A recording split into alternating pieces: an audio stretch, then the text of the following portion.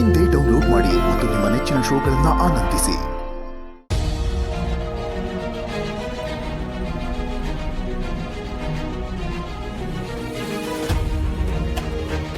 ಅಲ್ಲ, ಈ ಮಾಯಕ್ ಸ್ವಲ್ಪ ಆದ್ರೂ ಮಾನ ಮರ್ಯಾದೆ ಇಲ್ವಾ? ಅದ್ ನಿನಗೆ ಈಗ ಅರ್ಥ ಆಯ್ತಾ? ಹಾಗಲ್ಲ, ನೀವು ಬಾಸ್ನ ಮದ್ವೆ ಆಗಿದ್ರಲ್ವಾ, ಅವಾಗ್ಲೂ ಅವಳು ಬಾಸ್ ಹಿಂದೆ ಬಿದ್ದಿದ್ಲು. ಅಲ್ಲ, ಯಾರಾದ್ರೂ ಆತರ ಮದ್ವೆ ಆದವ್ರ ಹಿಂದೆ ಬೀಳ್ತಾರಾ? ದುರ್ಗಾ, ನೀನು ತುಂಬಾ ಒಳ್ಳೆಯವಳು. ಆದ್ರೆ ಮಾಯಾ ಹಾಗಲ್ಲ. ಅವಳ ಕರ್ಮ ಖಂಡ ಒಂದ ಎರಡ. ಹೋಗಿ ಹೋಗಿ ನಾನು ಅವಳನ್ನ ನಂಬಿದ್ನಲ್ಲ. ಹೌದೌದು, ನೀವ್ ದಡ್ಡಿನೇ. ಆಹಾಹಾ, ಹೇಗೆ ಹೇಳ್ತೀಯ ನೋಡು. ನೀನಿನ್ನೇನು ಆ ಮಾಯನ್ ಬಗ್ಗೆ ನಿನ್ಗೆಲ್ಲಾ ವಿಷಯನೂ ಹೇಳಿದ್ಮೇನು ಶರತ್ನ ಮದ್ವೆ ಆದ್ಮೇಲೆ ಪಾಪ ನಾನ್ ಮಾಯಂಗೆ ಮೋಸ ಮಾಡಿದಿನೇನೋ ಅಂತ ಗಿಲ್ಟಿ ಫೀಲ್ ಮಾಡ್ತಿದ್ಯಲ್ಲ. ನೀನೇ ನನ್ಗಿಂತ ದೊಡ್ಡ ದಡ್ಡಿ. ಹಾಗೇನಿಲ್ಲ, ನಾನು ಈಗ್ಲೂ ಮನ್ಸ್ ಮಾಡಿದ್ರೆ ಆ ಮಾಯಗ್ ಹೋಗಿ ಸರಿಗ್ ಪಾಠ ಕಲಿಸ್ತೀನಿ. ಏನ್ ಮಾಡ್ತೀರಾ ಮೇಡಮ್? ಏನ್ ಮಾಡ್ತೀನ? ಈಗ್ಲೇ ನನ್ ಮಾಯ ಹತ್ರ ಹೋಗಿ ಒಂದ್ 4 ವರ್ಷ ಪಾಠ ಕಲಿಸ್ತೀನಿ. ಇರು ಇರು ತಾಳ್ಮೆ ತಾಯಿ, ತಾಳ್ಮೆ. ಏನೇನೋ ಮಾಡಕ್ ಹೋಗ್ಬೇಡ. ಮೊದ್ಲೇ ಎಡ್ವಟ್ಟರಾಣಿ ನೀನು. ಹಾ, ಏನಂದ್ರೆ? ಏನಿಲ್ಲ, ನನ್ ಗಂಡ ನಿನ್ಗೆ ಸರಿಯಾದ ಹೆಸರಿಟ್ಟಿದ್ದಾರೆ ಅಂತ ಹೇಳ್ದೆ. ಅದಿರ್ಲಿ, ಪ್ಲೀಸ್ ದುರ್ಗಾ, ನೀನು ಮಾಯನ್ ವಿಷಯಕ್ಕೆ ಈಗ ಹೋಗ್ಬೇಡ. ಅವ್ನು ಮೊದ್ಲೇ ಒಂಥರ ಮೆಂಟ್ಲು. ಏನ್ ಮಾಡ್ತಾಳೆ ಅಂತ ಹೇಳಕ್ಕಾಗ. ಆದ್ರೂ ನಿಮ್ಮ ಅಭಿರುಚಿ ತುಂಬಾ ಖರಾಬ್ ಆಗಿದೆ ಬಿಡಿ. ಏನಂದ್ರೆ? ಇನ್ನೇನ್ ಮತ್ತೆ, ಹೋಗಿ ಹೋಗಿ ಆ ಮಾಯನ ನಿಮ್ಮ ಆತ್ಮೀಯ ಗೆಳತಿ ಅಂತ ಅನ್ಕೊಂಡಿದ್ರಲ್ಲ, ಏನ್ ಹೇಳ್ಬೇಕು ನಿಮ್ಗೆ? ಮತ್ತದೇ ವಿಷಯ ಬೇಕಾ ದುರ್ಗಾ? ಹೋಗ್ಲಿ ಬಿಡಿ. ಆದ್ರೆ ನಂಗೆ ಅರ್ಥ ಆಗದೆ ಇರೋದು, ಈ ಮಾಯಾ ಬಾಸ್ನ ಪ್ರೀತಿ ಮಾಡ್ತೀನಿ ಅಂತಾಳೆ, ಆದ್ರೆ ಅವ್ಳು ಮಾಡೋ ಕೆಲ್ಸದಿಂದ ಬಾಸ್ಗೆ ತೊಂದರೆ ಆಗುತ್ತೆ, ಅವ್ರು ದುಃಖ ಪಡೋ ತರ ಮಾಡ್ತಾಳೆ.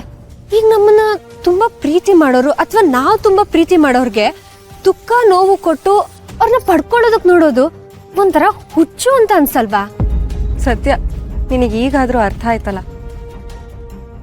ಪ್ರೀತಿ ಮಾಡೋರು ಎಲ್ಲೇ ಇದ್ರು ಖುಷಿಯಾಗಿರ್ಬೇಕು ಅಂತ ಅನ್ಕೊಳ್ಳೋದೆ ನಿಜವಾದ ಪ್ರೀತಿ. ಈಗ ನಾನು ಶರತ್ ಮತ್ತೆ ಹಿತನಿಂದ ದೂರ ಇದ್ದೀನಿ ಅನ್ನೋ ದುಃಖ ನನಗಿದೆ. ಆದ್ರೆ ಅವರು ಈಗ ನಿನ್ ಜೊತೆ ಖುಷಿಯಾಗಿದಾರಲ್ಲ, ಅದಕ್ಕೆ ನಾನು ಅವರಿಂದ ದೂರ ಇದ್ದೀನಿ ಅನ್ನೋ ದುಃಖ ನನಗಾಗ್ತಿಲ್ಲ. ದೂರದಿಂದನೇ ನಿಂತು ಅವ್ರು ಖುಷಿಯಾಗಿರೋದನ್ನ ನೋಡಿ ನಾನು ಖುಷಿ ಪಡ್ತೀನಿ. ಯಾಕೆ ಗೊತ್ತಾ? ನನಗೆ ಅವ್ರ ಮೇಲೆ ಇರೋದು ಪರಿಶುದ್ಧವಾದ ಪ್ರೀತಿ. ಹೌದು, ನೀವ್ ಹೇಳಿದ್ ಮಾತು ತುಂಬಾ ಸತ್ಯ. ಆ ದೇವ್ರು ನಿಮ್ಗೆ ಇಷ್ಟೊಂದು ಒಳ್ಳೆ ಮನ್ಸ್ ಕೊಟ್ಟ. ಇದ್ರ ಜೊತೆಲಿ ಮಾಯಾನು ನಿಮ್ ಜೀವನದಿಂದ ದೂರ ಇಡೋಷ್ಟು ಬುದ್ಧಿ ಕೊಟ್ಬಿಟ್ಟಿದ್ರೆ ನಿಮ್ ಜೀವನ ಇನ್ನೂ ತುಂಬಾ ಚೆನ್ನಾಗಿರೋದು. ಬೇಡ ದುರ್ಗಾ, ನೀನ್ ನನಗೆ ಬುದ್ಧಿ ಇಲ್ಲ ಅಂತ ಹೇಳ್ತಾ ಇದೀಯಾ? ಹೌದು, ನೀವ್ ದಡ್ಡಿನೇ. ಇಲ್ಲ, ಮನೆ ಬಿಟ್ಟು ಹೋಗ್ತೀನಿ ಅಂತ ಹೊರಟಿದ್ ಮಾಯನ ನೀನ್ ತಡ್ದೆ. ನೀನೇ ದೊಡ್ಡ ದಡ್ಡಿ. ದಡ್ಡಿನ ಯಾರ್ಗೆ ಹೇಳ್ತಿದ್ದೀರಾ? ನನ್ನ ಅಕ್ಕಪಕ್ಕ ಬೇರೆ ದೆವ್ವಗಳೇನಾದ್ರೂ ಕಾಣಿಸ್ತಿದ್ಯಾ? ದುರ್ಗಾ, ಬೇಡ ನೋಡು. ಸರಿ ಬಿಡು, ನೀನು ದಡ್ಡಿ ಅಲ್ಲ, ಆದ್ರೆ ನೀನು ಪೆದ್ದು. ಇಲ್ಲ ಇಲ್ಲ, ನೀವೇ ಪೆದ್ದು, ನೀವೇ ದಡ್ಡಿ, ಎಲ್ಲ ನೀವೇ. ಏಯ್ ಬೇಡ, ಮಾತ್ ವಾಪಸ್ ತಗೋ. ನಾನ್ ತಗೊಳಲ್ಲ, ನಾನು ಹೊರಡ್ತೀನಿ. ದುರ್ಗಾ, ನೀನು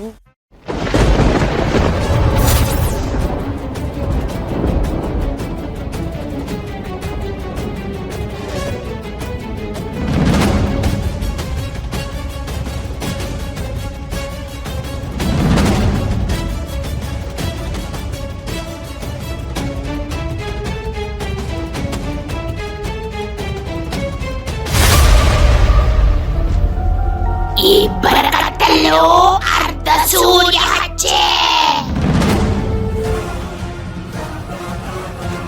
ಅರ್ಧ ಸೂರ್ಯ ಹಚ್ಚೆನಾ? ಅದು ಒಂದೇ ಚಿತ್ರದ 2 ಭಾಗದ ತರ. ಒಂದೇ ಚಿತ್ರದ 2 ಭಾಗ ಅಂದ್ರೆ ಏನಿದು? ಏನೋ ಒಗಟಾಗಿದೆಯಲ್ಲ. ಇಬ್ರಲ್ಲೂ ಒಂದೇ ಚಿತ್ರ ಇದೆ ಅಂದ್ರೆ ಅವರಿಬ್ರಿಗೂ ಏನಾದ್ರೂ ಸಂಬಂಧ ಇದೆಯಾ? ಏನಿರ್ಬೋದು? ಅವರಿಬ್ರು ದುರ್ಗಾಪುರಕ್ಕೆ ಸೇರಿದವರು ಅಂತ ಗೊತ್ತು ಅಂದ ಮಾತ್ರಕ್ಕೆ ಇಲ್ಲ ಇಲ್ಲ, ಅದ್ರಲ್ಲಿ ಯಾವ ವಿಶೇಷತೆನೂ ಇಲ್ಲ. ಇಲ್ಲ ಇಲ್ಲ, ಏನೋ ತಪ್ಪಾಗ್ತಾ ಇದೆ. ನನಗೆ ಸರಿಯಾಗಿ ಅರ್ಥ ಆಗ್ತಾ ಇಲ್ಲ. ಅವರಿಬ್ಬರ ಸಂಬಂಧದ ಹಿಂದೆ ಏನೋ ಒಂದು ರಹಸ್ಯ ಇದೆ. ಅದೇನಾದರೂ ಆಗಿರಲಿ, ಆ ದುರ್ಗಾ ನನ್ನ ದಾರಿಗೆ ಮುಳ್ಳು ಅಂತ ಗೊತ್ತಾದ್ಮೇಲೂ ನಾನು ಅವಳ ಕತೆ ಮುಗಿಸ್ದೆ ಹೋದ್ರೆ ತಪ್ಪಾಗತ್ತೆ. ಮೊದಲು ನಾನು ಆ ದುರ್ಗನ ಮುಗಿಸ್ಬೇಕು.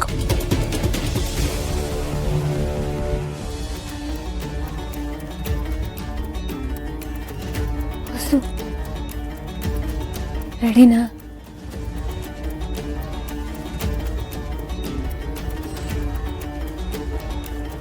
ಅಂಬಿಕಾ ಅವ್ರೆ, ನೀವ್ಯಾಕೆ ಬಚ್ಚಿಕೊಂಡಿದ್ದೀರಾ? ನೀವು ಹೆಂಗೂ ಯಾರಿಗೂ ಕಾಣಿಸಲ್ಲ, ಆರಾಮಾಗಿ ನಿಲ್ಬೋದಲ್ವಾ? ಹೌದಲ್ವಾ? ನನ್ನ ಬುದ್ಧಿಗೆಷ್ಟು, ನಾನು ದೆವ್ವ ಅನ್ನೋದನ್ನೇ ಮರಿತೀನಿ. ಗೊತ್ತು ಗೊತ್ತಾ, ಇದನ್ನೆಲ್ಲ ಯಾರಾದರೂ ಮರೀತಾರಾ? ನೀನು ಮನುಷ್ಯರು ತಾನೆ, ಅದನ್ನ ಎಸ್ಸಲ ನೀನು ನೆನಪಲ್ಲಿ ಇಟ್ಕೊಂಡಿರ್ತೀಯ. ಅದಿರಲಿ, ದಿನದಲ್ಲಿ ಎಸ್ಸಲ ನೀನು ಮನುಷ್ಯಳು ಅನ್ನೋದು ನಿನಗೆ ನೆನಪಲ್ಲಿರತ್ತೆ? ಯಪ್ಪ, ನಿಮ್ಮ ಹತ್ರ ವಾದ ಮಾಡ್ತೀನಲ್ಲ, ನೀವೇ ನಂದೇ ತಪ್ಪು. ಹೌದು, ವಾದದಲ್ಲಿ ನಾನೇ ಗೆಲ್ಲೋದು, ನೀನೇ ಸೋಲೋದು. ಈಗಲಾದ್ರೂ ಅರ್ಥ ಆಯ್ತಾ?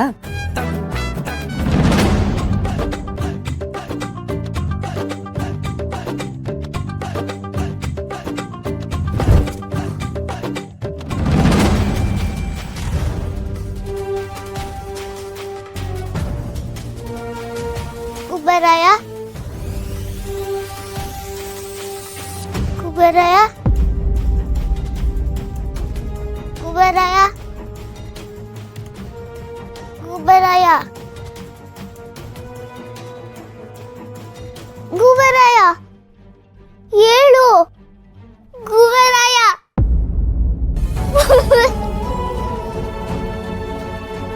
ಏಳು. ನಿಂಗೇನಾಯ್ತು? ಕಣ್ಬಿಡು, ನಿನ್ನ ಬಿಟ್ಟು ಹೋಗ್ತೀಯಾ? ಹೇಳು ಗುಬರಾಯ, ಅಮ್ಮನ ಬಿಟ್ಟೋದಂಗೆ ನೀನು ಬಿಟ್ಟು ಹೋಗ್ತೀಯಾ? ಗುಬರಾಯ ಹೇಳು, ನೀನಿಲ್ಲ ಅಂದ್ರೆ ನಂಗೆ ಇನ್ಯಾರು ಇಲ್ಲ. ಪ್ಲೀಸ್ ಗುಬರಾಯ, ಹೇಳು ಗುಬರಾಯ.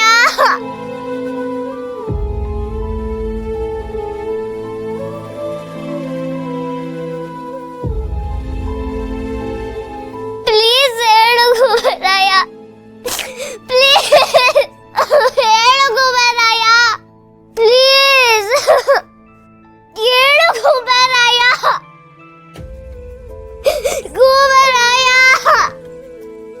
ಗುಬರಾಯ.